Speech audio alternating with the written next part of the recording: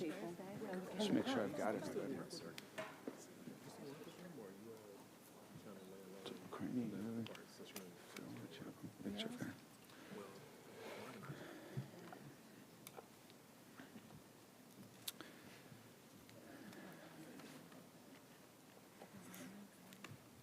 Good afternoon.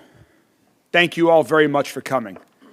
First, I'd like to thank my colleagues and friends on the Metro Council who are here with us today, Councilwoman Paula McCraney, Councilman Robin Engel, Councilman Ja'Cory Arthur, Councilwoman Jennifer Chappell, Councilwoman Cindy Fowler, Councilman Andrew Owen, and Councilwoman Betsy Rui. Thank you all so much for joining us, and thanks to members of my leadership team, deputy mayors, chief of staff, deputy chief of staff, for being up here with me as well. For all of us, as public servants and elected officials, it's our responsibility to preserve and uphold the community's trust in our government and in ourselves. Yesterday, in a clear and unanimous decision, the Ethics Commission found that Metro Council member Piagentini committed multiple ethics code violations. At the center of these ethics code violations were his actions and inactions related to Metro Council's approval of a $40 million grant of federal American Rescue Plan funding to the Louisville Healthcare CEO Council. Given the Commission's clear and unanimous findings, and given the need to preserve the public's trust in Metro government, I have notified the Healthcare CEO Council that I am terminating their contracts. The Healthcare CEO Council is supportive of this decision and is collaborating with our administration to implement the next steps. The CEOs and member organizations comprising the Healthcare CEO Council do important, impactful work in our community, and I know that work will continue. We have also already notified the United States Department of Treasury of these developments. Approximately $16 million of the $40 million in total funding was allocated to 4 local subrecipients, including AMPT, Metro United Way, Louisville Urban League, and the University of Louisville. There's been no implication of any wrongdoing by any of these organizations. And it's my strong recommendation to Metro Council that Louisville Metro government recommit funding to these 4 organizations so that they can continue their important work to educate and train the next generation of leaders in our city. For the remaining $24 million, Metro Council and I have a responsibility to make sure these funds are reallocated for the benefit of all of the people in Louisville. And we can't wait. The federal government has very strict guidelines for how this funding can be used and by when it must be used. And the clock is ticking. Our city will lose this once-in-a-lifetime opportunity unless we meet these federal spending guidelines. We have to act quickly to deploy these remaining funds into community-wide transformative projects that will improve the lives of all Louisvillians. So today, I'm announcing my proposal and strong recommendation to my friends on Metro Council that the remaining federal American Rescue Plan funds originally allocated to the CEOC be invested into our city's parks and libraries. I am proposing $14 million for a full range of park improvements that Metro Parks has long identified are needed. This includes new playgrounds and basketball courts, major upgrades of community centers and pools, and taking care of long overdue deferred maintenance projects. These investments will make a noticeable, long-lasting impact on parks across our entire city and will make them even safer, more sustainable, and more user-friendly. These recommendations align with our new Parks for All action plan, an equity initiative led by the Parks Alliance of Louisville. And my proposal will help restore the historic beauty in our cherished Olmsted parks. Let's put this federal money into existing plans and existing projects to enhance what we know people all across our city already love, our parks and our libraries. The Louisville Free Public Libraries are critically important to the quality of life in our city and to the future of our city.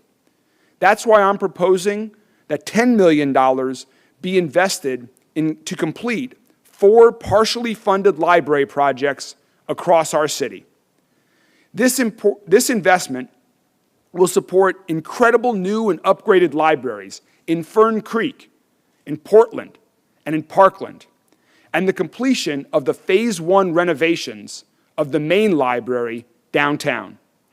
Again, to maintain compliance with federal guidelines, we have to make decisions and deploy this money quickly, or we could lose this opportunity to make a real difference in the lives of the people that we all serve. Our parks and libraries are proven commodities. People know them. People count on them. People move here and remain here because of them. So let's make them even better. This investment is smart, it's significant, and it's the right thing to do. It will enhance our city's quality of life for years to come. That's why I'm calling on my friends and my colleagues on all of Metro Council to partner with my administration and pass the needed ordinances to make this happen as quickly as possible.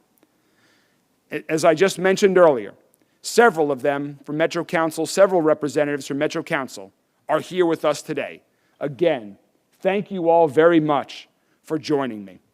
I appreciate you being here. I appreciate your support. I appreciate your input. I appreciate your trust, leadership, and partnership as we reallocate these funds. To be clear, this funding is at risk if we do not act fast. It must be reallocated and fully spent by December 31st of 2026. That's an incredibly tight timeline for any meaningful project, and that means we need projects that are shovel-ready right now. So we're fortunate that we have a new parks plan that's ready to go, and we have the approved renovations and construction for 4 libraries that only need some final funding to move forward. So let's get this done quickly, not only because we have to comply with Treasury Department rules, but we have to preserve the public's trust and the faith that the people of Louisville have in their city government. Let's remember that the money that we're talking about is American Rescue Plan funding, which was designed to make communities across the country stronger following the economic fallout of the pandemic. As a result of this new investment, we will be stronger. We will not let the unethical actions of a couple of people get in the way of that.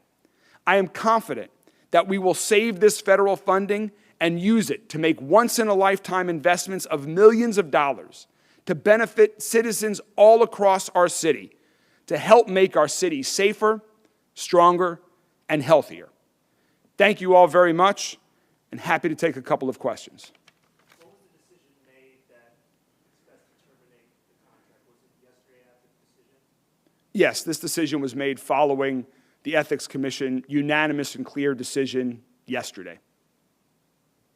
Mr. Mayor, just a couple questions. You just said that you referenced the unethical actions of a couple of people. Who besides Councilman Piagentini would you include in that? And this decision, was it driven just by the Piagentini verdict, or were there other factors that led you to cancel this agreement? This decision was led by the Ethics Commission decision yesterday, the clear and unanimous ethics decision findings, their recommendations, and I'll let the Ethics Commission findings, the 50-page report that they produced yesterday, I'll let that speak for itself. Yes. Dara?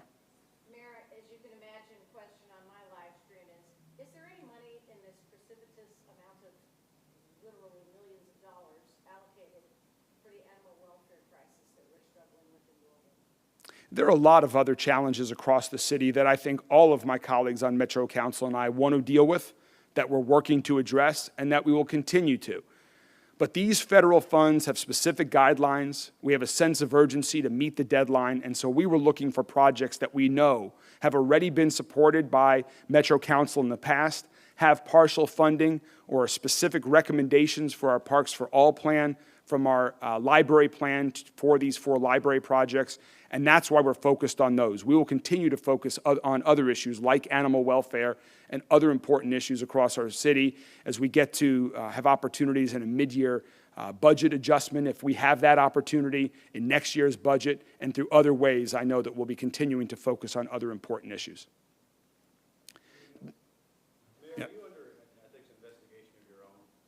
You know, last night somebody called me and told me about something. We have received nothing formal on that. This appears to be a purposely timed distraction. As you can tell from what we're talking about here today, I am focused on the serious business of our city. I'm focused on preserving $40 million of federal funds to invest in the future of our city. Who are the other nonprofits who've been on the healthcare CEOC for funding who were expecting reimbursement from them? How might they have access to the money that's being taken from the healthcare CEOC? I'm sorry, can you restate that question? So other nonprofits that were going to the healthcare CEOC to use this funding you're now removing from them and encumbered with, will they have access to funding? Is there a route for them to reach out to you all and try to get their project reimbursed? As I mentioned earlier, there are 4 sub-allocatees in these contracts. There were 3 contracts that were technically signed, and across those there were 4 other sub-allocatees: the University of Louisville, the Urban League, AMP, and Metro United Way. And it is my recommendation to Metro Council that the city government continue to support those organizations and the programs that they are implementing to support these, to train the next generation of leaders in our city. Thank you all very much. Mayor, one last question for you. Yeah. What are the next steps with Mr. Piagentini to talk about removal from the Metro Council? Is there any movement on that for you or members of the Metro Council? The Ethics Commission provided a very strong recommendation on that issue, and I think all of us must take that very seriously. Thank you all very much.